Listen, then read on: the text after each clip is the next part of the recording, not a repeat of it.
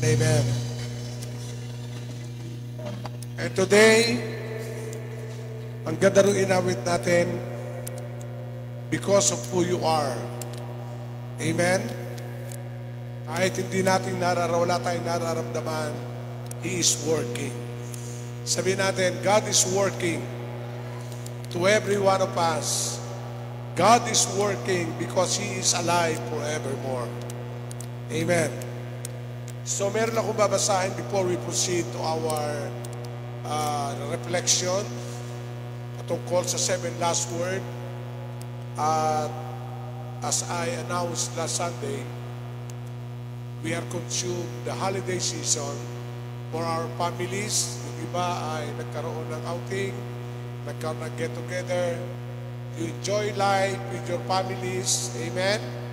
Amen po ba? And today, sa ating pong reflection, kanina ay binasa ko po ang Luke chapter 24, verse 5 and 6.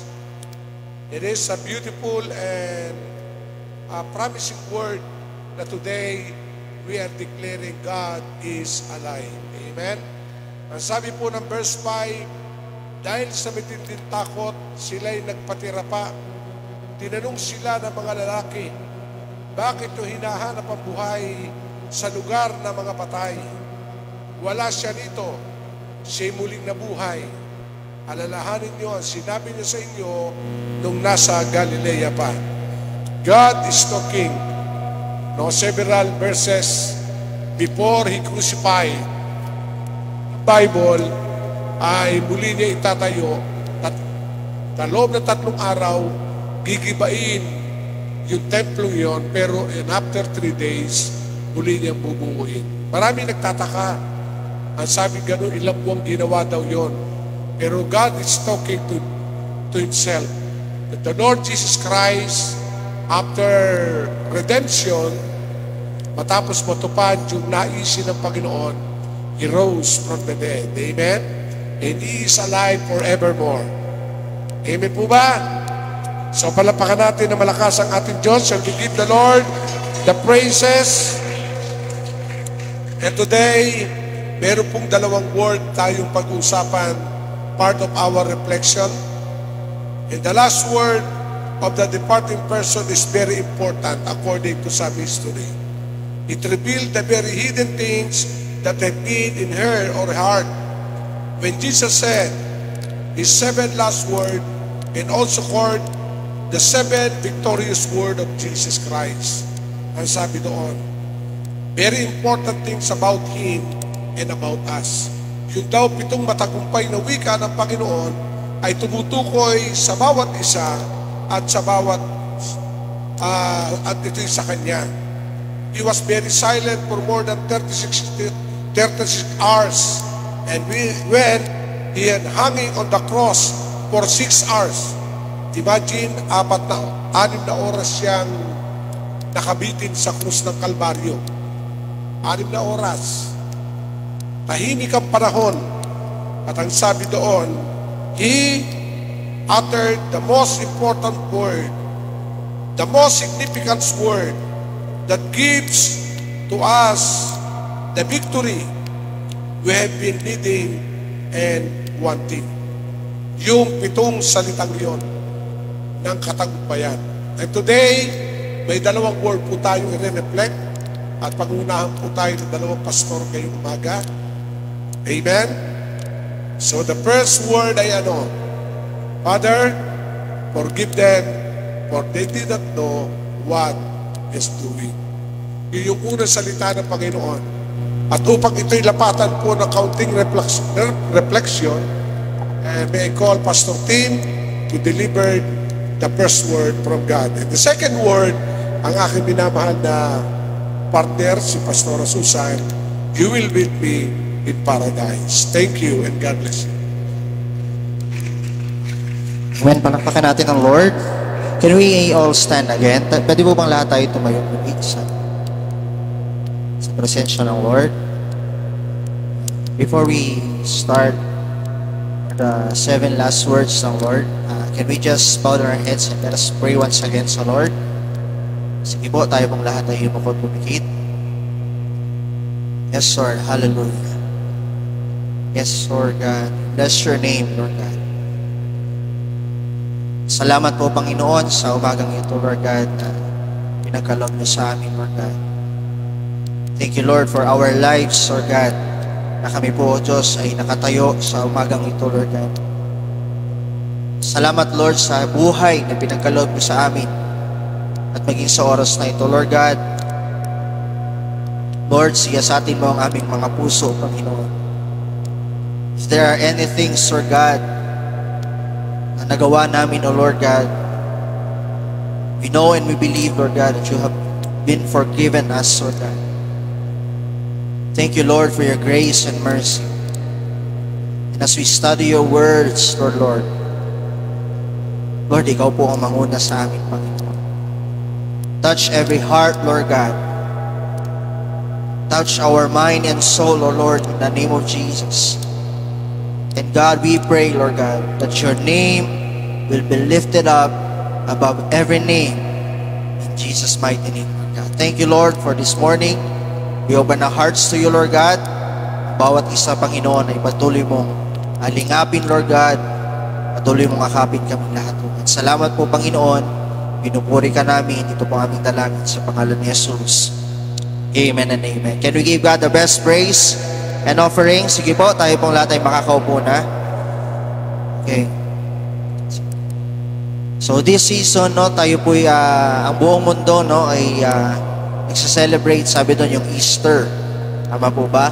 And I believe, lahat tayo dito, year after year, lagi po nating inaalala ang ginawa ng Panginoong Jesus sa krus ng Kalbaryo. Tama po ba?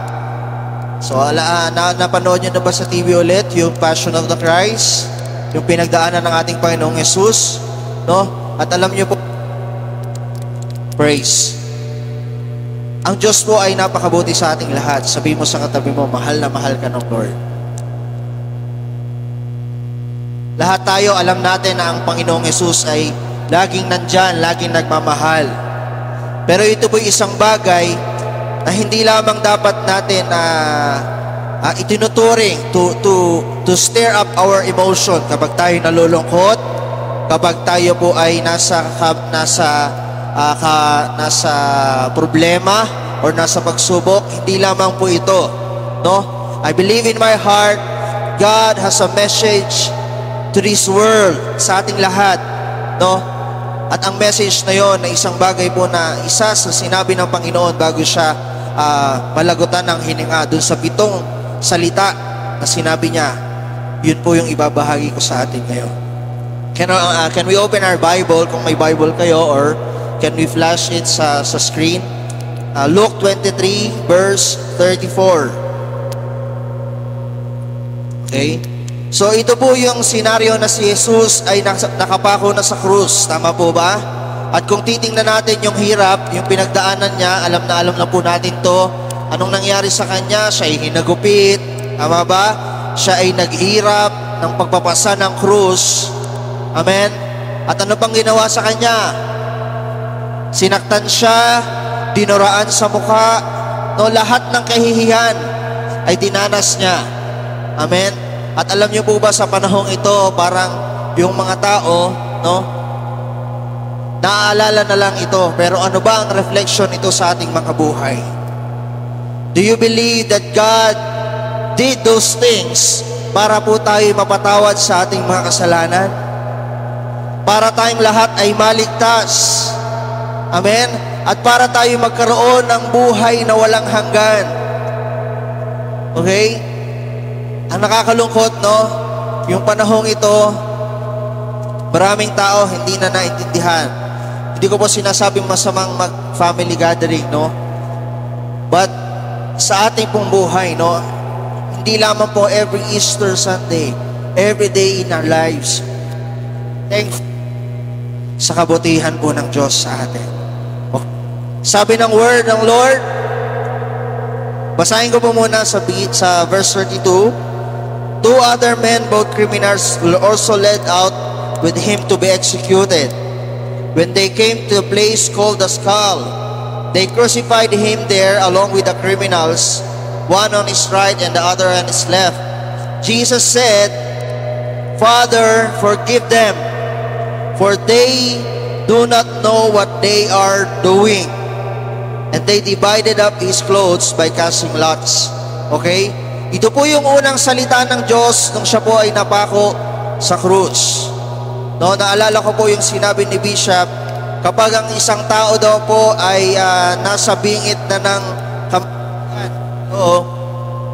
meron po siyang tinatawag na last will of testament. Tama po ba? Or meron siyang huling habilin. Ito po yung panahon ng si Jesus, nararamdaman niya physically na siya'y mamamatay na, kaya't siya ay nagbibilin.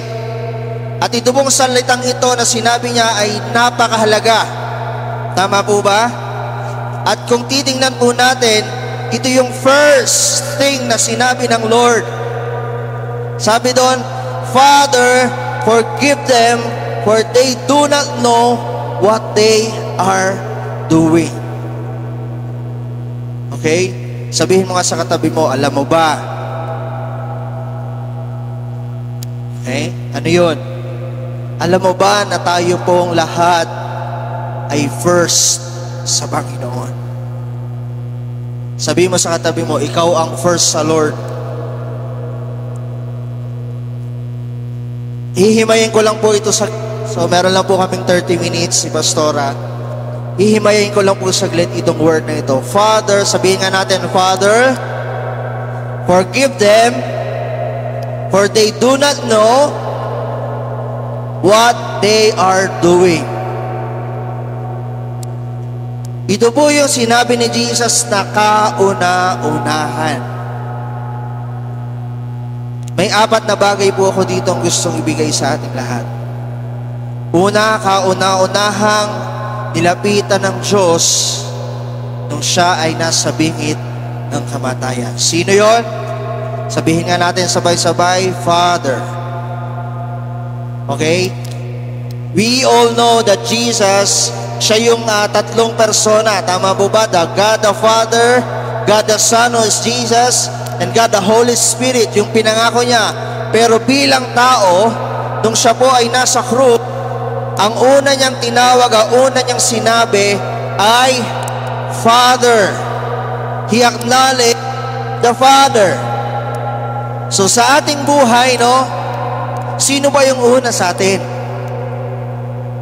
Hello? Kung tayo, no, sabihin, yung sinabi ko sa inyo kanina, na una tayo sa Lord. That's why tayo din dapat una ang Lord. Sabihin mo nga sa katabi mo, unahin mo si Lord. Before anything else, ang sabi ng Panginoon, Father.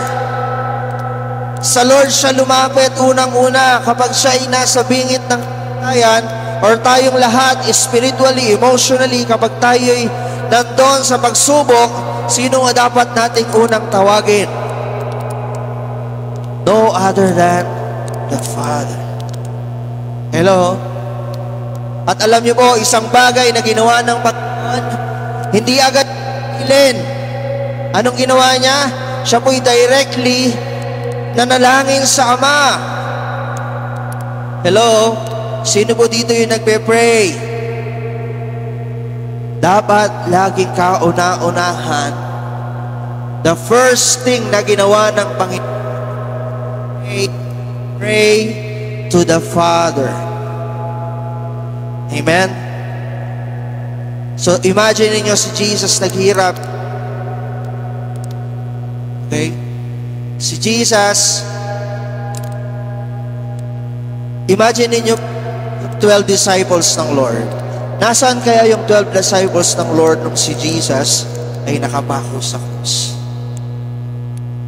Siguro lang po ha, nandun din sila.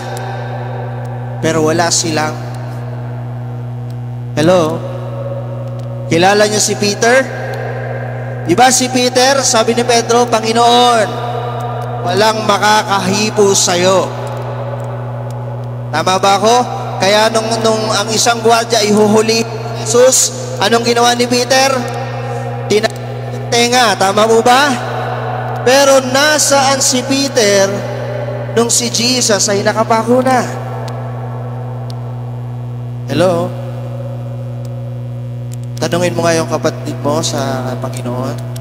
Kapatid, nasaan? Nasaan ka na ngayon? Okay. Isa pang senaryo. Yung mga salitang ito na sinabi ng Lord, para ba kanino ito? Kung titingnan natin po yung context, ang buong context ng word na ito po ay pumapatungkol sa lahat ng nagpahirap sa Diyos. Sa lahat ng mga taong dati naniniwala sa Panginoon, pero nung time na to, ang sabi nila, crucify Him. At yung mga nagpapahirap, itong word na ito ay para doon sa mga yon. Even kay Poncio Pilato, no? Yung words, Father, forgive them, for they do not know what they are doing. Hindi alam ng mga tao ang ginagawa nila. Hindi nila alam ba't nila ako sinasaktan. Hindi nila alam kung sino ako. Ganun po sabi ng Panginoon. Tanungin mo ulit yung katabi mo, kilala mo ba si Lord? If we know and if we believe at meron tayong malawak na pangunawa sa Diyos, alam niyo po, Sunday after Sunday, it is a special day for us. Kasi bakit? Tayo po ay sama-samang nagpupuri sa walang hanggang Diyos, sa nag-iisang Diyos. Amen po ba? Kasi minsan ang nangyayari, kapag tayo lang po ay nasa kagipitan, kapag tayo nasa kapighatian, no? Saka lang po natin tinatawag ang Panginoon. Ika nga parang bumbero, kung kailan may sunog, saka lang tatawag sa Panginoon. Kaya nga po ang sabi doon, best example si Jesus. Alam natin si Jesus, nung siya'y hindi pa ipinapako sa krus, ano laging ginagawa niya? Lagi siyang nananalangin sa Ama. Every day in His life, every morning, maakyat siya sa bundok upang manalangin. So ito po ang unang-unang sinabi ng Lord, Father.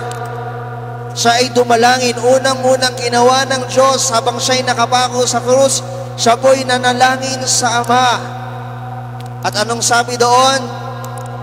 Idinalangin niya ang kapatawaran sa mga tao. At ang pangatlo po na gusto kong sabihin na inuna ng Panginoon ay yung kapatawaran ng ating mga kasalanan. First word ng Lord, Father, forgive them. Napaka-importante sa Lord ang forgiveness. Why? Kasi lahat tayo makasalanan. Sabi doon sa Romans, for all have sinned.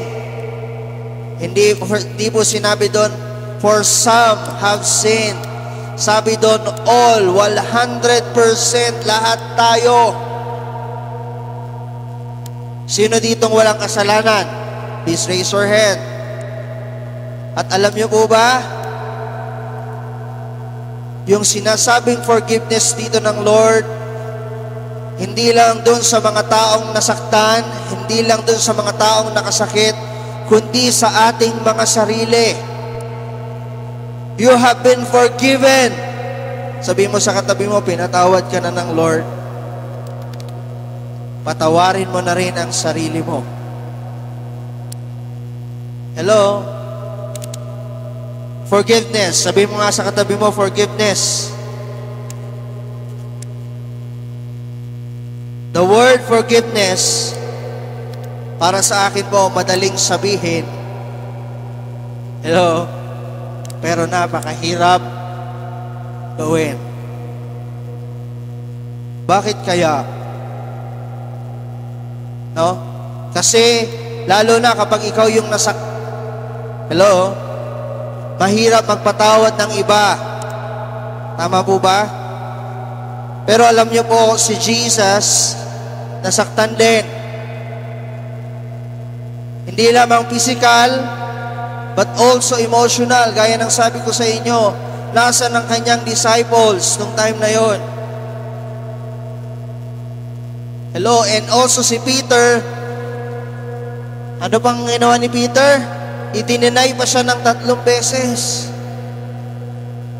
Ay, kaibigan mo ba to? Hindi ko yung kaibigan. No? So in our lives, napakadaling sabihin yung forgiveness. But honestly speaking, sa ating buhay, meron pa sa ating puso, no? Siguro past things na hindi napatawad. Sabi ng Matthew 6:14 to 15, for if you forgive other people when they sin against you, your heavenly Father will also forgive you. But if you do not forgive others for their sins, your Father will not forgive your sins. Hello? Kaya nga po, Jesus, nung siya po ay napako sa krus, the first thing na kanyang pinahalagahan, first word na lumabas sa kanyang mga labi, dun sa 7 words na yon, the word is forgiveness. Sabihin mo nga sa katabi mo, forgiveness. Amen? At ano pong sabi doon? Balikan natin yung verse. Luke 23 verse 32. Sabi doon, Father, forgive them. Okay? Yung them, ibig sabihin, lahat. Okay? Hindi inisip ng Lord ang kanyang sarili, kundi inisip niya ang iba. Hello? Hindi niya inisip yung kanyang sakit, kundi inisip niya yung sakit mo. Hello? No? Ang bunga ng kasalanan ay kamatayan.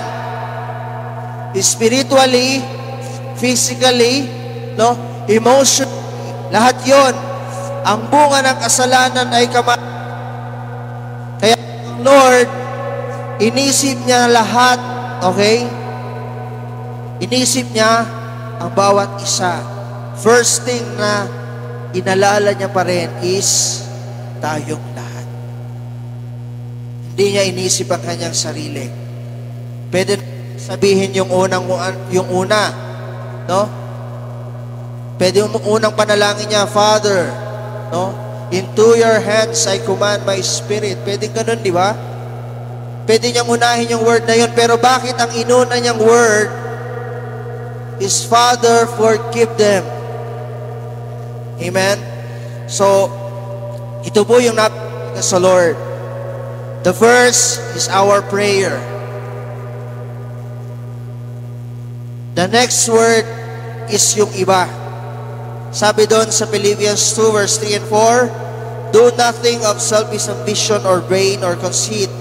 Rather, in humility, value others above yourselves. Sabihin nyo nga, value others. Not looking to your own interest, but each of you to the interest of others. Ito po yung best example ng Lord sa atin. Iniisip niya ang iba kaysa sa kanyang sarili. Nakukuha po ba natin yung message? Father, forgive them, for they do not know what they are doing. Tanungin mo yung katabi mo, alam mo ba ang ginagawa mo? Hello? Amen? So yung words na ito na hindi alam ng mga tao ang kanilang ginagawa, no? Ito po ay pumapatukoy sa ating lahat. When Adam and Eve have sinned or disobeyed the Lord, yung pong root ng sin na yun, nasa atin na. Okay? Kaya nga po, namatay si Jesus as a sacrifice for our sins. Amen? Kasi tayo, born sa kasalanan. Lahat tayo, lahat, walang exempted. Lahat tayo, dun tayo pupunta sa hell. But because of the blood of Jesus, kung anong ginawa ng Diyos sa krus sa Kalbaryo, yun yung nag-save sa atin. Amen? Imagine nyo kung gaano ka tayo kamahal ng Panginoon. Ilang beses, na tayo nagkakasala, nagkukulang sa Panginoon, right? Sino dito yung hindi na talaga nagkakasala? Okay, tatanungin ko, sino dito yung sometimes in your lives, paulit-ulit yung kasalanan nyo? Right? Pero because of the grace of the Lord, sa awat biyaya ng Diyos, tayo po'y laging pinapatawad. 1 John 1:9, if we confess our sins, the Lord is faithful to forgive. Kaya nga po sa panalangin ng Panginoon, kung titingnan nyo doon sa panalangin ng Lord, Our Father, Thou art in heaven, hallowed be your name. Your kingdom come, your will be done on earth as it is in heaven. Give us today our daily bread and forgive our sins. Amen? So every day in our lives, lagi tayong magpasiyasat sa Lord.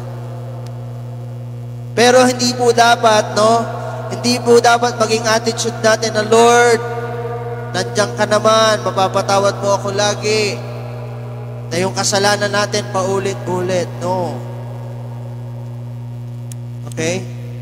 Ako personally, hindi po ako naniniwala sa grace period ng Lord. Sabi ng Bible, the grace of the Lord is sufficient. Your grace is sufficient for us. I believe in my heart, kaya nga po ipinangako ng Diyos ang Holy Spirit, right? The Holy Spirit has given us the ability. Tama po ba? No? Ang Lord ay holy, and the Holy Spirit giving us the power to be holy. Kaya po yung grace ng Lord, lagi pong nasa atin yan.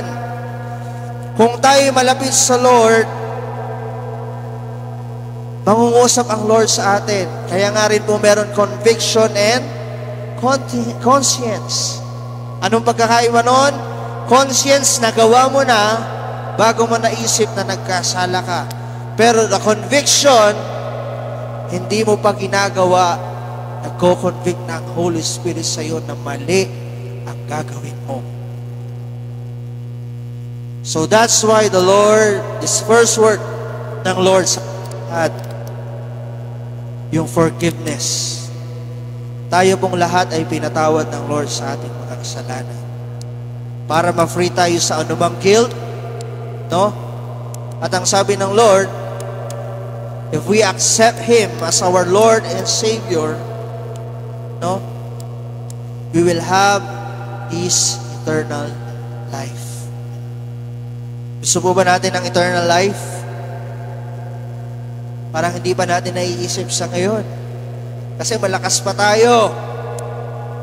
Meron pa tayong 2020 vision. Pero tanungin mo yung mga taong nakaratay na, yung nararamdaman na yung sakit ng paa, no? Tanungin niyo sila, pahahalagahan nila yung eternal life. At alam niyo po, grabe ang pagmamahal ng Lord. Kanina habang it's the Lord, no? He was crucified. He was laid behind the stone. No? Sabi doon, like a rose, He was trampled on the ground. Nakita na kayo ng rose?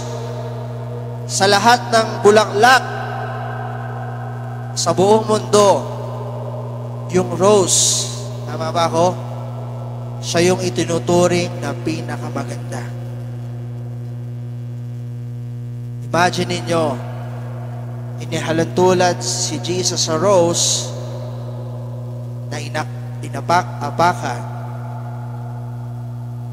Sabi doon, He took the fall in thought of, kanino? Thought of me. Ginawa niya yon habang iniisip niya ang bawat isa. Okay? Yung sakit karamdaman, iniisip niya yon na ang anak ko, ayoko magkasakit. Sabi ng Lord, I will take it on the cross. Amen? So as Christians, no, yung Christ-likeness,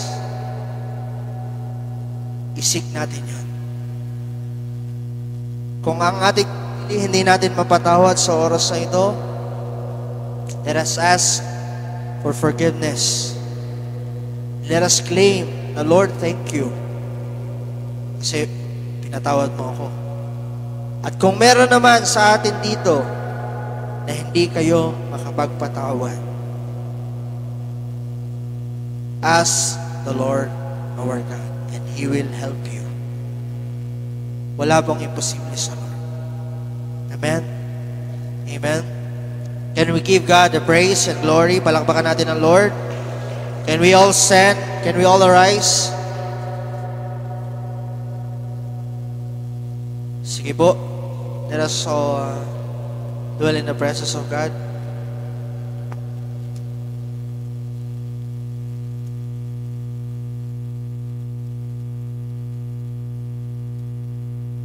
Hallelujah, Lord God.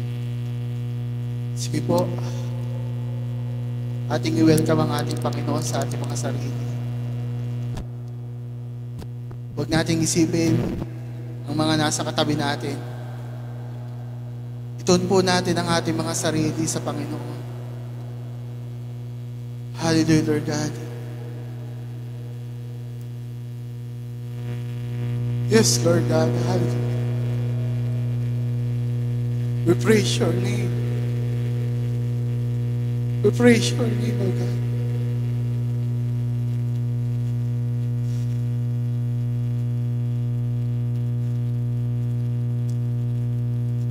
Ama, salamat, Panginoon. Muli mong pinadama ang iyong pag-ibig sa amin. Sa bawat isa sa aming narito, Panginoon. Salamat, Panginoon.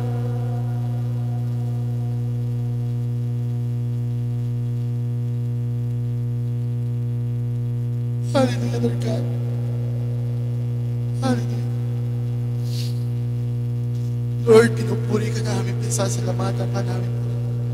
Ikaw ang aming Diyos na may likha ng langit at lupa, Panginoon, Lord God. Ikaw ang aming Diyos na hindi napapagod sa amin, Panginoon. Salamat, Panginoon, sa iyong pagmamahal. Salamat, Panginoon, dahil di mo kami pinabayaan, Panginoon. Lord, narito kami, Panginoon, hindi dahil sa kami may programa, Panginoon. Nais namin humingi ng patawad sa iyo, Panginoon, sa mga kasalanan ng aming nagawa, Panginoon, Lord God. Ito ba, Panginoon, ay sinasadya o hindi, Panginoon? Lord God, patawarin mo kami, Panginoon.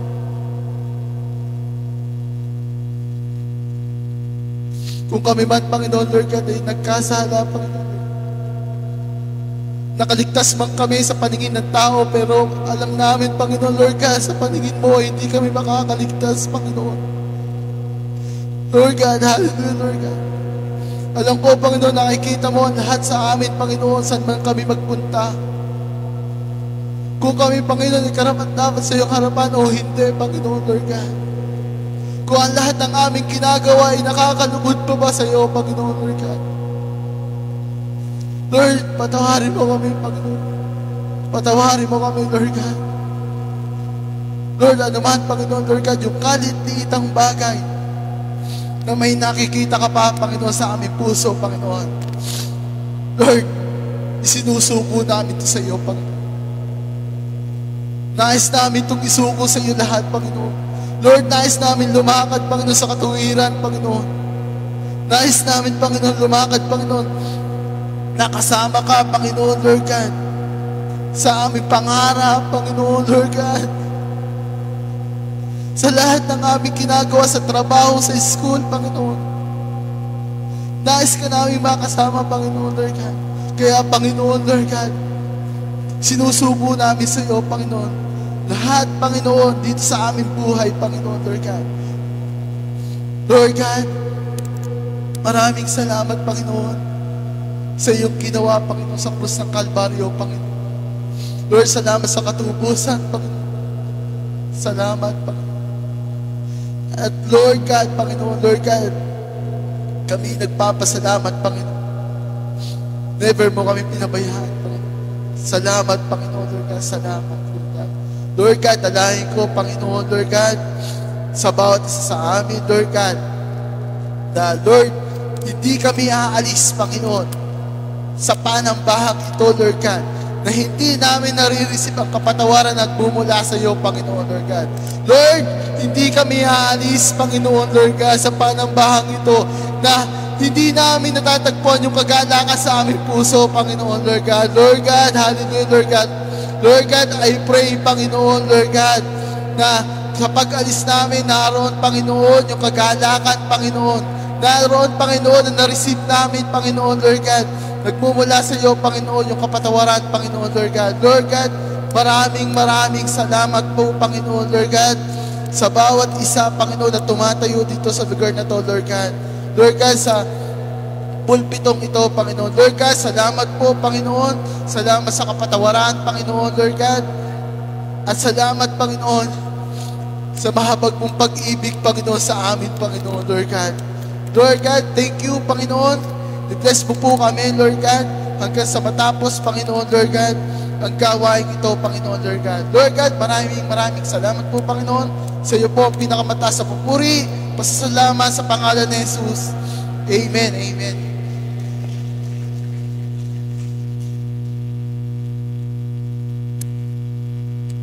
Okay, makakapo na po tayo.